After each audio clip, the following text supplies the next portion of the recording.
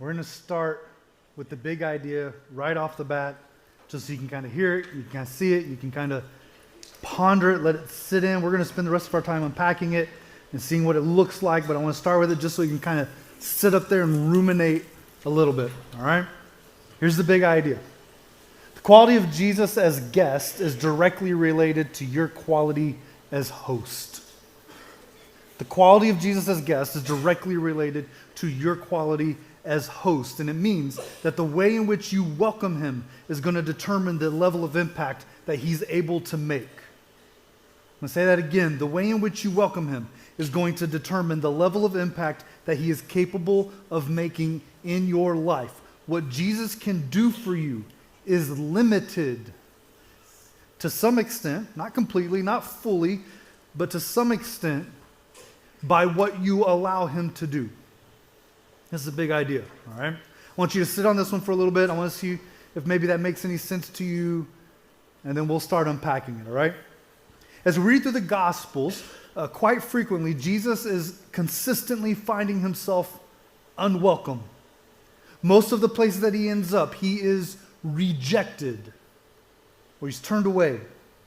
And it starts in the very beginning when Mary and Joseph arrive in Bethlehem for the census. It's a Christmas story. You're probably familiar with it. And you remember that there's nowhere for them to stay, right? They're looking, they're asking around. We're told that there's no room for them at the inn. And that has nothing to do with the Holiday Inn or a motel or anything like that. But this is the community. The community has no space for him. No one's willing to give up room for him. No one's willing to make space for him. He is rejected. Except, kind of, for this little stable. Some little type of an outbuilding that provided a little bit of shelter. When Jesus was 2 years old, he and his family have to flee Egypt because King Herod had heard about this prophecy of a baby who was being born, who was going to be king, and there was this kind of a threat to him because he's king. And so he wanted every boy around that age of 2 in Bethlehem, well, he ordered them to be killed.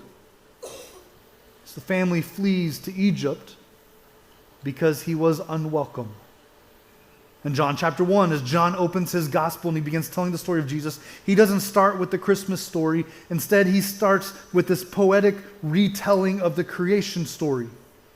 And he talks about Jesus as he arrives in this world. And John says that he was rejected by his own people. That specifically, his own did not receive him. They rejected him. They pushed him away. Except, there were some who didn't. Jesus' disciples were made up of Jews, Jewish people who did accept him and follow him. In Luke chapter 13, we're told of the story where Jesus has received threats from religious leaders, the big-time leaders of the Jewish faith who were based in Jerusalem. They've made these threats against him. They're threatening to kill him. And now he's standing outside of the city in Luke 13. He's overlooking it, and we're told that he weeps because he hurts for the city that has rejected him. Except that's not exactly completely true. He wasn't rejected by everyone. This is the same city that eventually he parades into, this massive party being thrown for him as if he was this incoming, conquering king. It wasn't everyone. In Luke chapter 9, we're told that he was rejected in Samaria. Samaria was this little town outside of Judah. It was a place where people who were Jewish had intermarried with other people who weren't Jewish. It was this group of people that were largely looked down and hated by Jews. That'd be a nice way to put it. And they rejected Jesus. Jesus shows up and they reject him too. And that's kind of true, but not always. There's this other story in John chapter 4 where Jesus meets what we know as the Samaritan woman, and she kind of liked Jesus. He kind of impressed her pretty significantly. She became a pretty big fan. In Mark chapter 6, we're told that Jesus was rejected in Nazareth. That was the town that he was raised in. Mark says that when Jesus comes back to that town, he's an adult now, he's this incredible teacher, he's a prophet who's doing all these amazing things everywhere else, all these miracles. We're told that he couldn't do any miracles in Nazareth because they just didn't believe. He looked like that kid who grew up there, right? They knew him as a little kid. But Mark also tells us in that same passage that there were many there who were amazed. In John chapter 7, Jesus' family rejects him. They're unhappy with the reputation he's earning and the way in which it's negatively affecting their family. And they're basically like, hey, could you just be quiet and just come home and just stop doing the things that you're doing? His own family seemed to have rejected him. But that's not completely true, because we see Mary present in different times in his ministry. We see James, Jesus' brother, while he wasn't a believer while Jesus was alive, he becomes one who was a staunch defender of Jesus and his sovereignty after Jesus' death and resurrection. And all of this comes back to Luke chapter 9. Very simple verse, little statement that Jesus makes. He says, foxes have holes and birds of the air have nests, but the Son of Man has no place to lay his head. That was kind of true. Everywhere Jesus goes, it seems as if he was rejected, but it's not completely true. He was frequently rejected, but just about everywhere he went, there was someone who accepted him.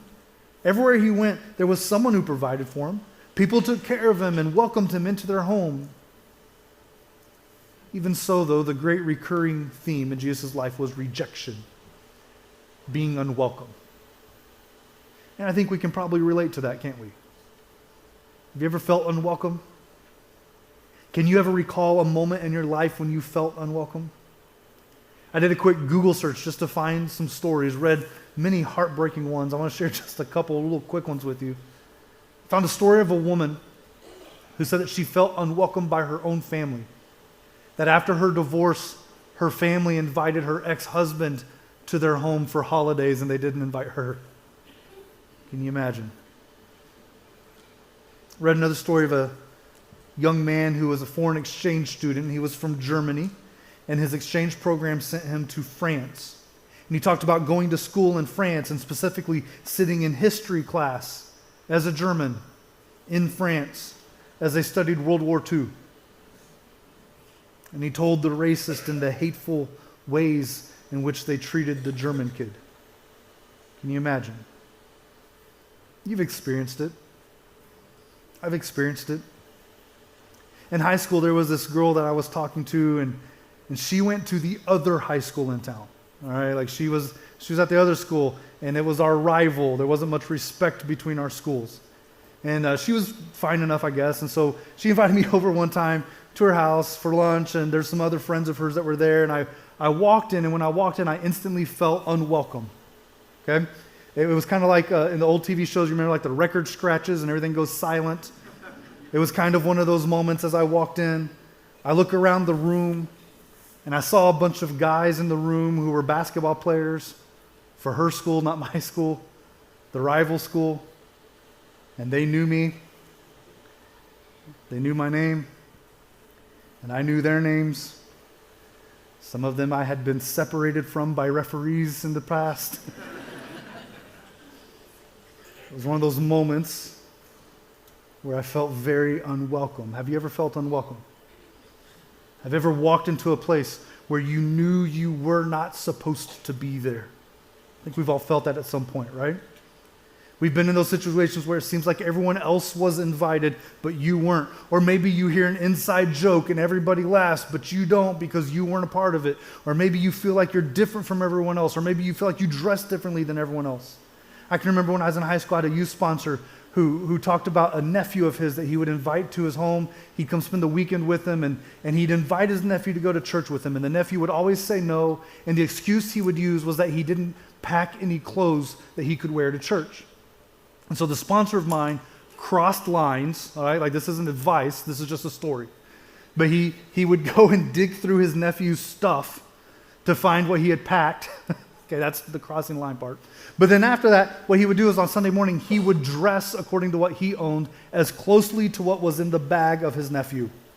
So that then he could walk in and invite him to church, and he could say, oh, well, I didn't pack anything to wear to church. And he'd say, well, I'm wearing this. Because he didn't want something as simple as how we dress to make him feel like he was unwelcome or uninvited. Feeling unwelcome is the same as feeling unwanted, isn't it? And being unwanted hurts, doesn't it?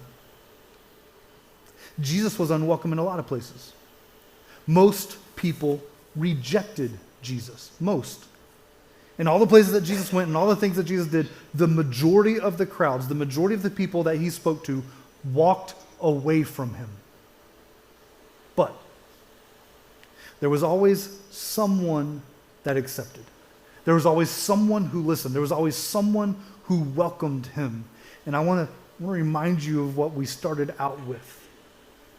The quality of Jesus as guest is directly related to your quality as host. I want you to think back to Nazareth. Nazareth, that town that he grew up in, the place where Jesus was unable to do any miracles because they didn't believe, they didn't accept him, they didn't welcome him. And as a result, they didn't receive what he had to offer. Do you see how that works? What Jesus can do for you is limited to some extent by what you allow him to do, which means that how you welcome Jesus is a big deal. Which is why the story of a few of his friends, I think, is so significant. If you've been around church for a while, you've probably heard the names Mary, Martha, and Lazarus. They're siblings who were known as Jesus' friends. They lived in this little town called Bethany. It was a tiny, obscure village a couple miles east of Jerusalem. And there's a lot of stories that come out of Bethany. We're going to cover a couple of them here in a moment. What I want you to know on the front end of this is that during the 6 days of Jesus' final week of his life, the last 6 days leading up to his crucifixion, probably the most stressful and most tense and most terrifying days of Jesus' life, Jesus would spend the day in Jerusalem and the evenings in Bethany. You may know some of the stories, what happened each of those days, but every evening he would go back to Bethany where he spent the night. Because it seems as if this was a place that he found refuge and rest. And I don't think it was the town, I don't think it was Bethany that made him feel that way. I think it was the people. I think it was his friends. So you have stories like this. In Luke chapter 10, we're introduced to Mary and Martha. We're told very plainly that Martha opened her home to him. Pretty simple, right? There's an assumption here that Mary and Martha already had some sort of a relationship with Jesus. They already knew him. Their brother Lazarus already knew him. And so when he shows up in town, they open their home. They invite him in. It's an opportunity for them to reconnect with a close friend. But you need to know that when you open your home to Jesus, he has an entourage. There's a large group of people. There's a lot of hosting that takes place. And you should know that where Jesus is welcomed, Jesus goes to work. I want you to say that with me. Where Jesus is welcomed, Jesus goes to work. The very next verse says that Martha had a sister called Mary who also sat at Jesus' feet and heard his word. Now that verse seems almost as simple as the previous, right?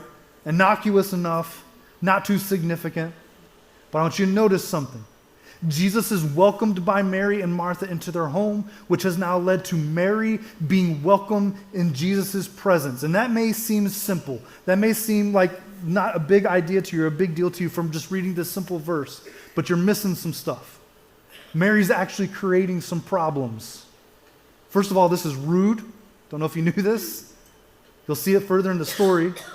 But first of all, it's rude to her sister Martha. Mary bailed on her. Martha is not at Jesus' feet listening. Martha's in the kitchen. She's working. She's preparing as host. And it's not just a small little thing for her and her siblings and Jesus. We're talking 15 to 20 people. Because when Jesus shows up, he's got these 12 other dudes who are always with him all the time. And so Martha is going to work, taking care of the needs, and Mary bails. She's sitting at the feet of Jesus. It's rude. She's ignoring her responsibility. But there's something even bigger. There's something culturally inappropriate happening here as well. Mary has put herself in a position that women weren't supposed to be in. Women aren't supposed to be in the living room. They're not supposed to be sitting at the feet of a rabbi. They're not supposed to be listening to him teach. They were supposed to be in the kitchen doing their work. She's crossing some lines here. It's not just rude, it's inappropriate. But Jesus had been welcomed by Mary and Martha, and now Jesus welcomes her to his feet. Martha speaks up. She says, "Lord, don't you care that my sister has left me to do the work by myself? Tell her to help me." I love that. I think there was some depth to her voice when she said that. All right? Hey, I want you to hear this, all right? Mary has given Jesus a place of authority. She's welcomed him into the home, and now Mary sits at his feet. She gives him the place of authority to speak into her life. She's receiving his teachings. Martha has also given Jesus a place of authority. Martha has welcomed Jesus into her home, and now she's giving Jesus the place of authority to hold Mary accountable. He's not just welcome in their home. This is more than that. This is more than just being welcome. He's given a premier position. He's given authority in their home. So Jesus takes the place of authority. He teaches in the living room. And he rebukes Martha. Not Mary, but Martha.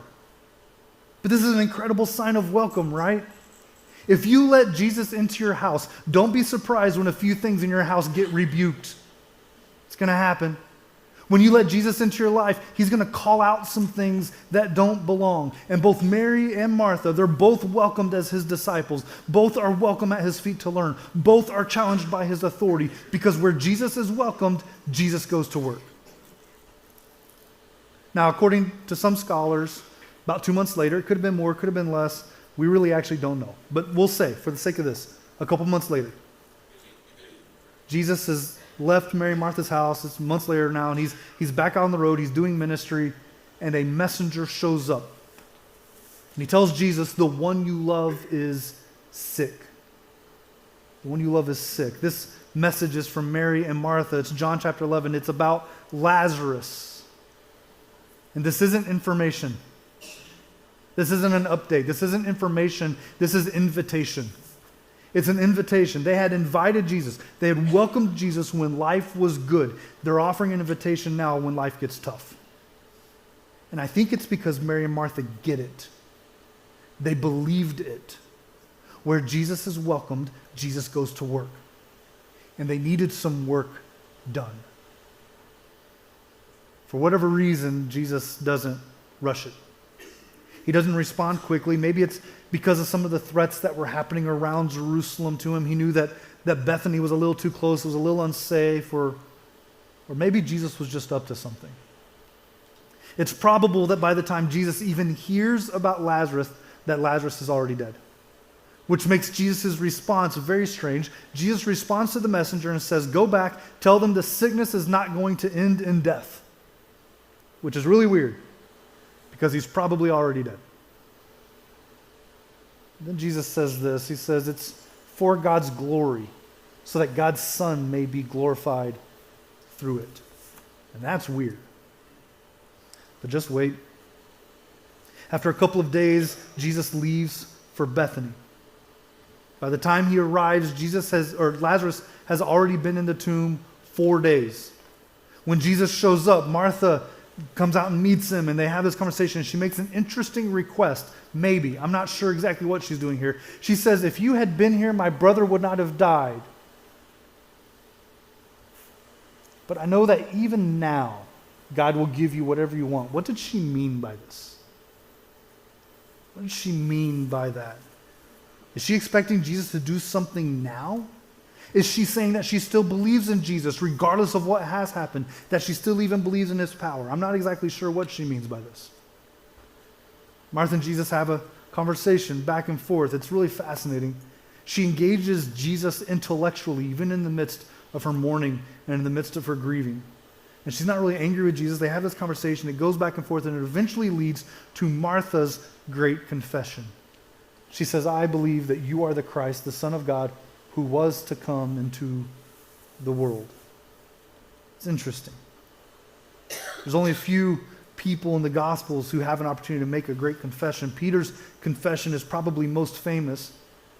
This is the only time a woman makes this same confession. Martha is a close friend of Jesus who has welcomed him into her life. She has begged him to come into her life, especially in this moment of pain and anguish. She sees who he is. Just over and over and over again. It didn't matter what the circumstances were around her. She welcomes Jesus into her life. And where Jesus is welcomed, Jesus goes to work. Read it with me. Where Jesus is welcomed, Jesus goes to work. And when Jesus goes to work, cool things happen. Amen. In verse 39, Jesus commands the stone to be rolled away, which creates an awkward moment. Martha actually tells him not to. She intervenes. She expresses some concern. She says that there's going to be a smell. He's been in there 4 days. There's an offensive odor. But this is also an offensive action. One of the most significant ways that you could offend a Jewish man at this time would be to disturb his grave. It's offensive. But Jesus was welcomed. So now Jesus goes to work. And if you welcome Jesus, there may be a stench that you become very aware of. When you welcome Jesus, he may offend you. He may disturb some of the things in you that have long been dead. So Jesus doesn't stop there. He continues his work. He says a simple prayer, and then he offers 3 simple words after his prayer. We're told, in fact, that he shouts these words. He says, "Lazarus, come out." I don't know why he shouted. I don't know if it was maybe a sign of authority. Maybe he's shouting because there's a large group there and he wants them all to hear his words. Maybe there's the sound of grieving and mourning that's taking place. It's the sniffles of crying people. So he shouts in a way that everyone can hear what it is that he's commanded to happen. Whatever the reason, he shouts. And then we're told that the dead man came out. His hands and feet were wrapped with strips of linen, and cloth was around his face. A man who had been dead 4 days is now suddenly walking, probably hopping out of his tomb as he's wrapped up, which is kind of funny to think about. You're allowed to laugh at this stuff. This miracle wasn't for entertainment, though. This wasn't for entertainment, it's for evidence. Jesus doesn't bring him out of the tomb to entertain the people or to impress them. It's for evidence. In fact, this resurrection has very little to do with Lazarus. It has very little to do with him. Lazarus is going to die again. These people are going to grieve again. These same people are going to one day mourn and grieve the life of Lazarus and his death again. It's going to feel like a reunion. And if the crowd missed the message, they missed the most important part. Jesus is making it very clear he is not God's man. He is the God-man. And where Jesus is welcome, Jesus goes to work. Mary and Martha and Lazarus, they welcomed Jesus, and it led to crowds putting their faith in Jesus. We're told that in the next couple of verses that these crowds were so impressed at Lazarus coming to life that people began flocking to see what was going on, and many began putting their faith in Jesus, which means that it created some other problems. It leads to a plot to kill Jesus and Lazarus. Can you imagine? The very next chapter 12 of John, we're told that these crowds just kept growing because they wanted to see Lazarus, they wanted to see Jesus, and the chief priests were threatened by this, and they had to get rid of them both. How lucky for Lazarus to be raised from the dead only to have death threats made against you. Nonetheless, where Jesus is welcome, Jesus goes to work. Scholars say about 2 months later, we don't know, it could be more, it could be less. A couple months later, Jesus is traveling, but now he finds himself in Bethany. We're told that it was 6 days before the Passover.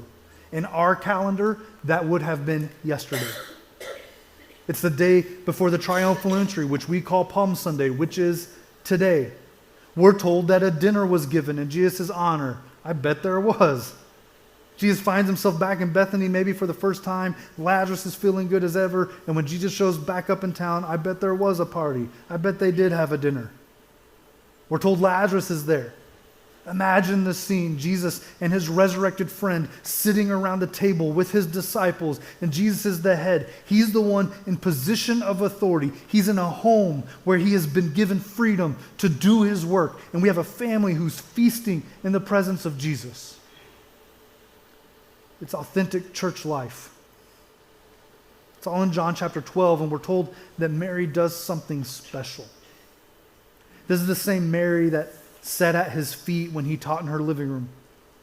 This is the same Mary who led Jesus to tears at Lazarus' tomb. I skipped that part of the story before.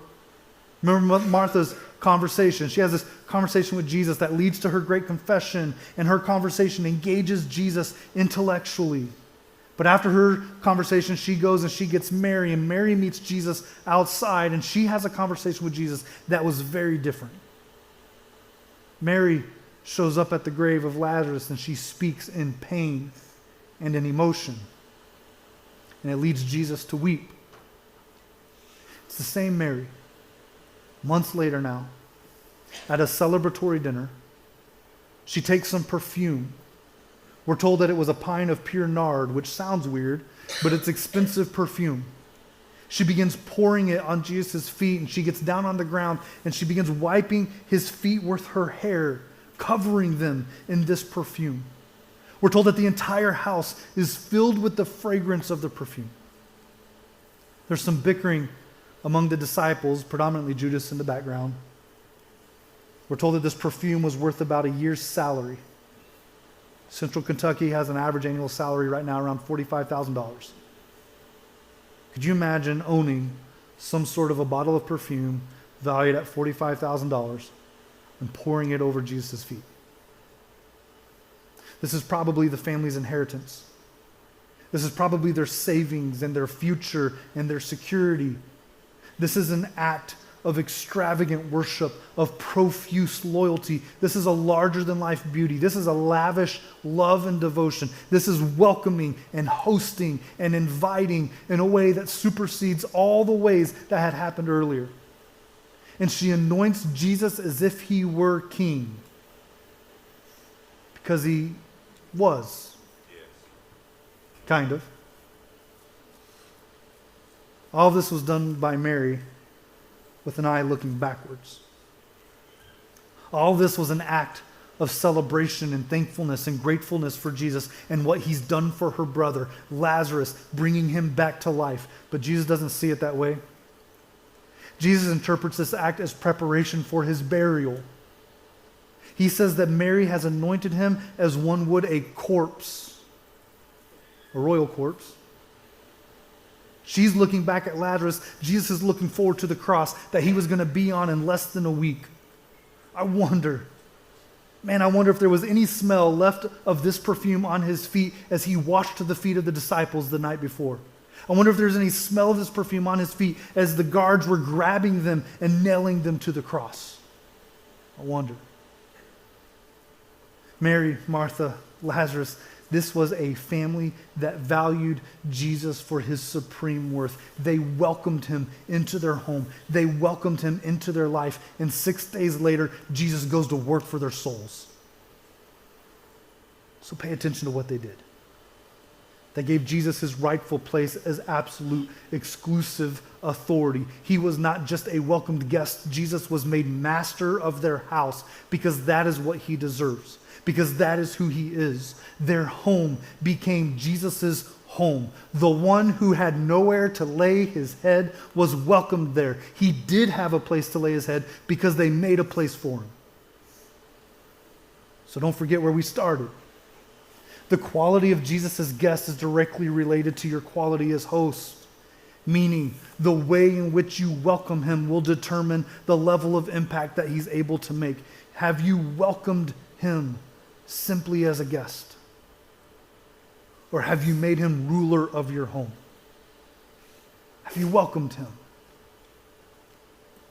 If so, you'll see ways in which he's welcomed you back. Has he welcomed you at his feet as a disciple like he did Mary? If he's welcome, he will. Has he rebuked you like he did Martha? Has he called out selfishness in you? If he's welcome, he will.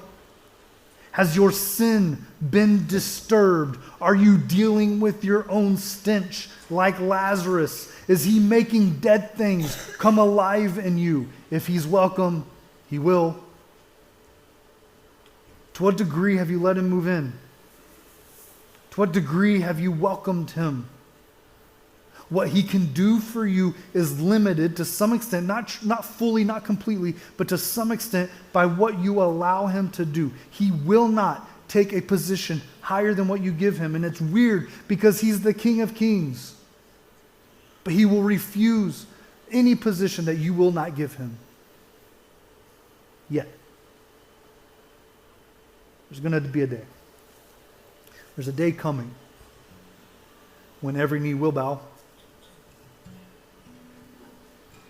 So what do you look like? Are you more like Bethlehem, the city that rejected him and wouldn't welcome him in? Or do you look more like Bethany, a place where he found welcome? Do you look more like the culture that we live in right now that does everything they can to work to reject Jesus? Or do you look more like a Christian, a Jesus welcomer, a Jesus follower? Do you look more like the one who gives him ultimate, supreme place of authority? Seriously, is he welcome with you? Have you welcomed him? Maybe he's a guest, but he needs to be made Lord. That would be a great conversation for us to have this morning. Maybe he's someone that you've heard of, but he's never been in your home, and you need to invite him in for the first time. I don't know what that looks like for you. But if you feel the Spirit nudging you, moving you towards some sort of a decision, let's have that conversation. I'll be sitting right up front. I love to do that. If maybe after the service you want to talk, I'll be up front. Doc will be in our connections room as you walk out into the foyer to your left. We also have a prayer room right here where an elder is currently praying for you right now. They'd love to pray with you or for you. Have those conversations with you as well. Don't let the Spirit move by without responding to it. Make sure you take the opportunity. Take that advantage of this opportunity to welcome Jesus into your life. Stand and let's sing.